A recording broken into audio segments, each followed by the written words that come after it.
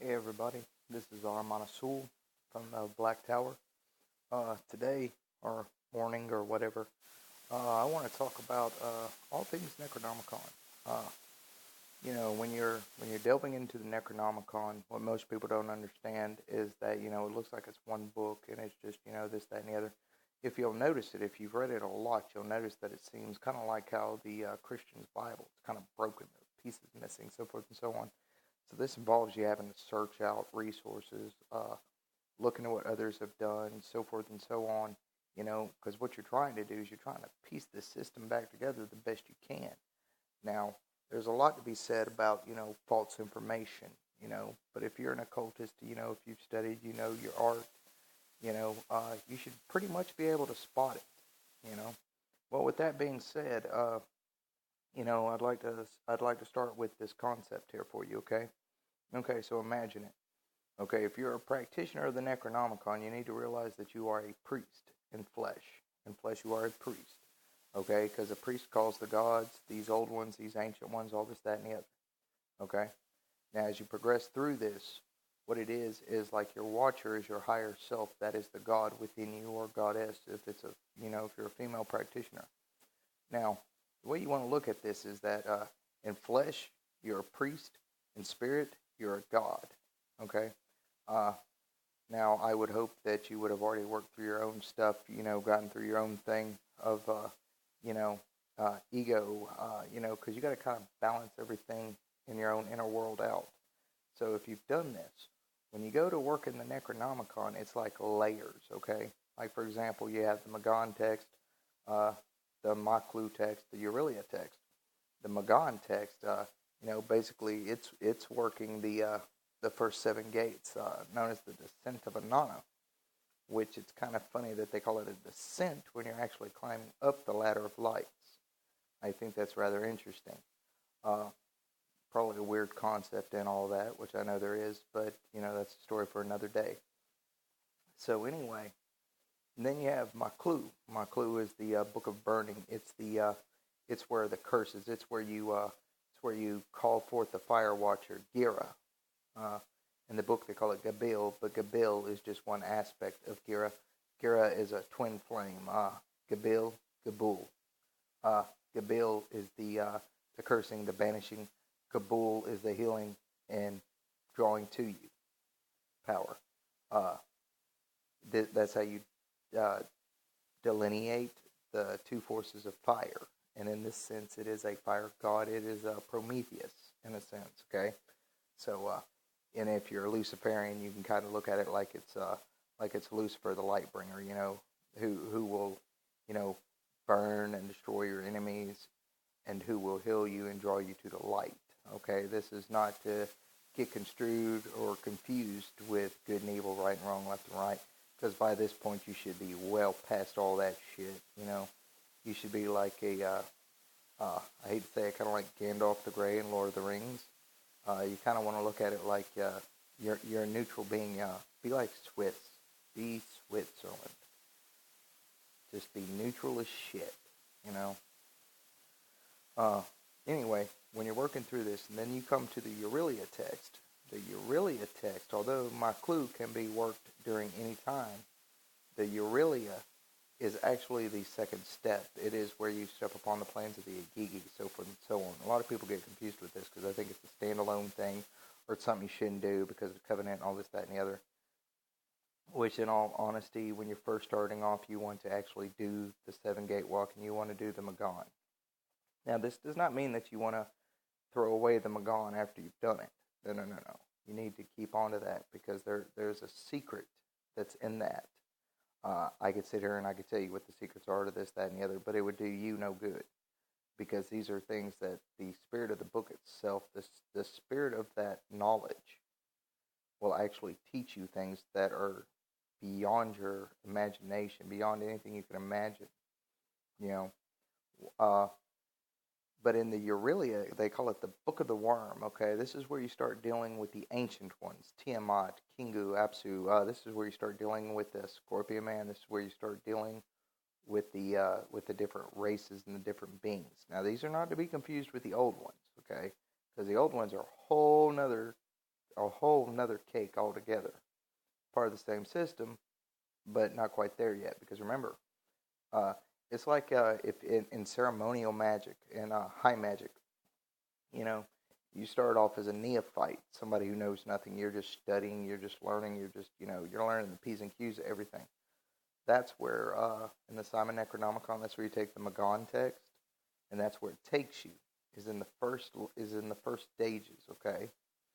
Uh, like then the second step would be the Aurelia text with the ancient ones. Well, with the ancient ones, you're learning to walk the Black Earth, the Agigi, which the whole thing is considered knowledge of the Black Earth. It really is.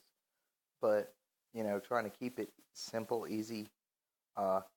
In the beginning, when you're first starting off in the Magon text, though you are working through the planetary spheres and all this, that, and the other, and you're walking these gates, what happens is that you are consciously in your body doing these rites, okay?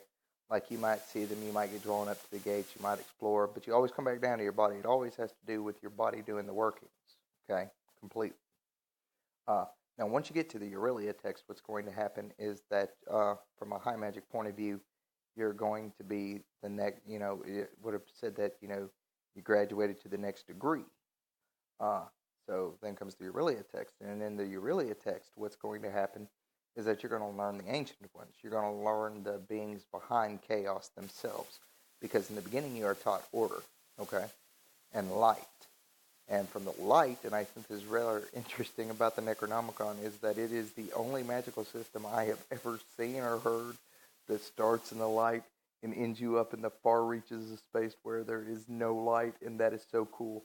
And that is the secret of why you need to keep the Magon text readily available at all times and know it in your mind, because there is a key there to survival upon the outer planes.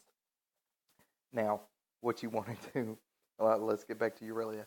Okay, so in the Aurelia, you're going to be learning about Tiamat and all the different races. You're going to be dealing with constellational beings, okay? Not that you weren't in the Magon and in the first earlier walkings, but this is a lot different. We're not talking about the Azoni and all that, okay?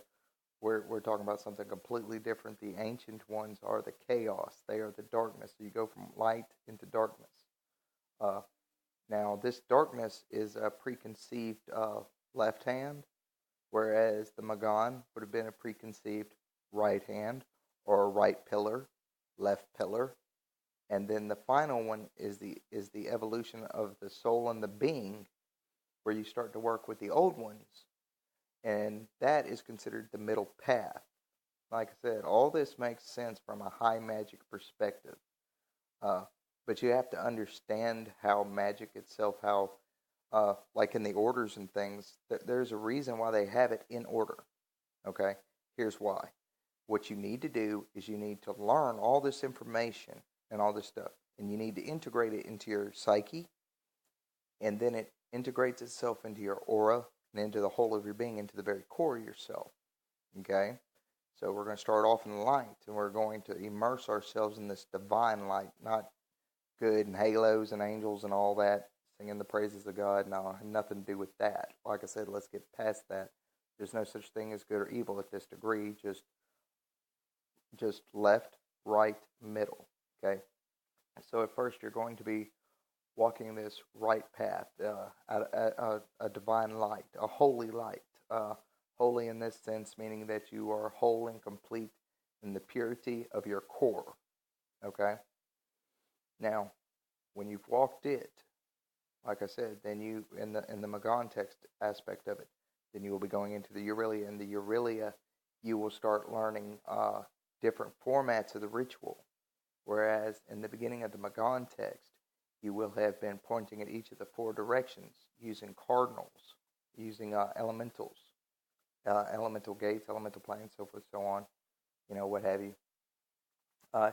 It changes little by little, okay?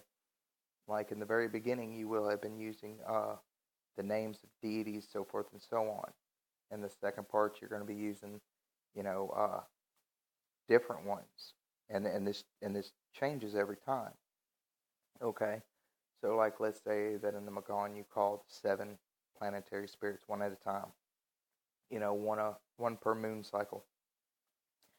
And you call forth, let's say, Nana, Sin, the moon god. Okay. Now, in the beginning, you will have called the watchtowers of the four, gate watchers, and their cute little invocations, each one of them. Okay. Now, that's an example of the very first degree or first level of being a sorcerer of the Necronomicon path. Now, when you come to the Aurelia text, it's going to change slightly. Your foundation will have been created and built by the four elements and by each of the seven. Okay? Once you pass Ganzir, Arzir, the Enlil, Enki, and Nu, and so forth and so on, and you finally got to the Aurelia, and you're ready to actually walk the Aurelia, work the Aurelia text and walk those outer gates to the planes of chaos. You are going to be working on an astral temple at that point. At that point, you will need to learn, if you don't already know how to create your own temple on the astral. And you're going to have to create it. And you're going to have to use the design given earlier in the book to be able to set your temple on the astral. Now, colors are going to be a little bit different. Names are going to be different. Power words, so forth and so on. You're going to be doing them physically like you would in the first part. But what's going to be happening is that you need to be on autopilot physically. Your body needs to be doing the ritual. But your mind and spirit and everything inside you, although you're in the physical, you need to have all your consciousness on the astral. Now, this is very important. Okay? Because once you reach the astral plane and you're working on the astral plane, you're dealing with these beings. These beings start to teach you about your subconscious. They start to teach you about the subconscious design of the universe itself, how all things came from darkness. Now, a lot of these powers will claim to be the very first, okay? A lot of them will. But you always got to remember this, okay? There are things came before things, came before things, came before things. Eventually, yes, you will get to the end, okay? But you'll know for yourself whether or not you've ever reached that point, whether you actually get it or not. And I'm not talking about somebody who's like, oh, I've been doing this for 8 years, I know everything. No, you don't. I've been at this 21, 22 almost, something like that. And I don't know half the shit I need to know. But that's why I keep studying, that's why I keep practicing, that's why I keep working this, that's why I keep doing what I do. Okay. Now, after the Aurelia text, everything kind of hits a blank, Then you're going to start having to look into things like Al-Azif, because it's going to tell you about the old ones. Now, the old ones follow the same pattern and design as the first seven and as the ancient ones, but they're slightly different, okay? Instead of ever calling them to your plane, you will not be doing that. You will be going to their plane. You will be summoning their essence, whether an evocation, invocation, stuff like that. But to get the true effect of them, because they cannot pass through, man is the gate, because abyss is built into our magical makeup. Man is the gate. So what's going to happen is that you're going to have to go there because they cannot come here. Something about the light of the stars and stuff is like poison to them. From what little bit I actually understand on a personal level from working with some of these beings, is that it's the light itself. They have a light, but their light is different. It really is. It's so dull. It's not even bright, but it shimmers like ice that has water on it. It's got that slick, smooth look. That's the way their colors are, but they're soft. They're so soft, and that's the kind of light that they abide in. So basically, what's happening in the Necronomicon, or all things Necronomicon, is the fact that you are learning how to raise and lower your vibration at will. It's not necessarily so that you can enter into these different states of mentality and so forth, because yes, that's true. But it's so that these beings can communicate with you, because there's something about self-transformation. If you get caught up in the trick of ascension, what happens is you forget to be in the present. You forget that you're flesh. You forget you're physical. It's a downfall in the magical path, but it's also the same thing as people who are always mindful of the flesh and their desires and their wants and everything else. That can't be. That's a failure too. You have to learn a balance of it, of a middle path. That's I hate to throw high magic into it, but it's the only thing I know of that actually describes it. And I'm not talking about Kabbalism or anything like that. I'm talking about just high magic in general. How they have general rules, general layers, so forth and so on. But once you get to the ancient ones, it gets really, really trippy, okay? Like, you will feel like you're pulled to places. You'll see things, you'll have no idea why or what or any of that. But now, the funny thing is that although this seems like it's a standalone thing, it's really not, because most people don't know this. But while you're walking the actual gates, the original 7 gates, at the crescent of the moons, between, like on the full moon, you do your gate walking. At the first time it starts to turn crescent in its waxing, the gate opens to the old ones to the outside. When the moon's waxing from dark to full, when it hits the crescent, then guess what?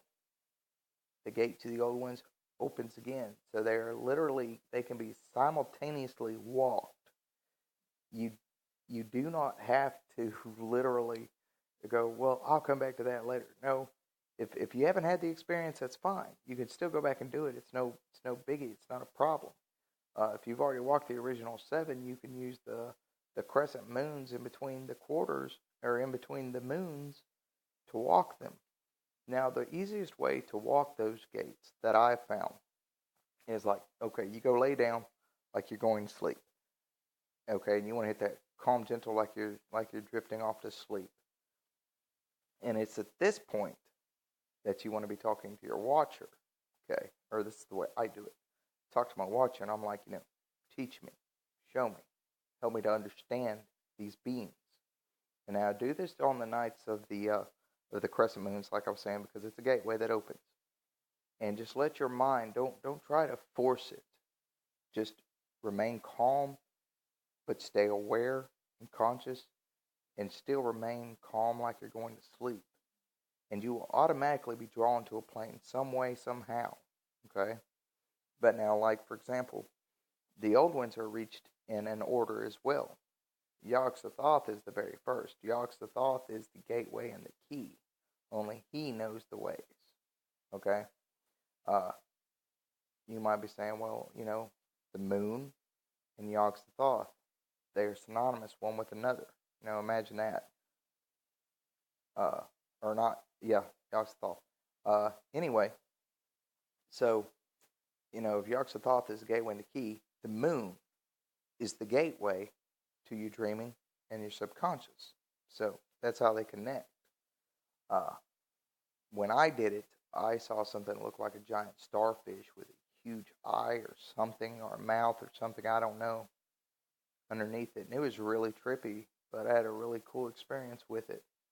Now, when you walk the Mercury Gate, okay, the very next one is Nyarlathotep. He's the messenger of the gods. He gives the decrees of the gods. He teaches mankind about the old gods, because you got to think about it this way. It's not that they need your worship or your adoration, okay? They're not like tulpas of thought forms. They're not like egregories. They're nothing like that. They don't need your worship.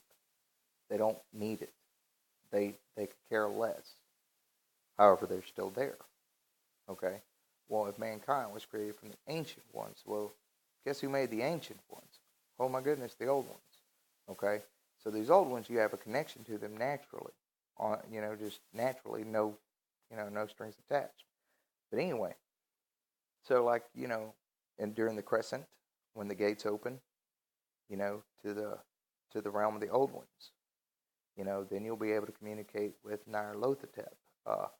Now, one thing I will warn you about Nyarlathotep, he's a destructive, creative god.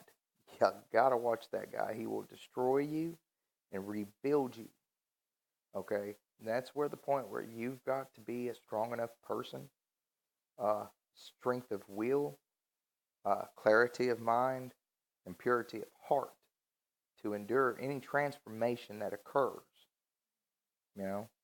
But anyway, each one of the gates, they each equate to one of the different old ones. They can be walked at the same time, but never one before the other.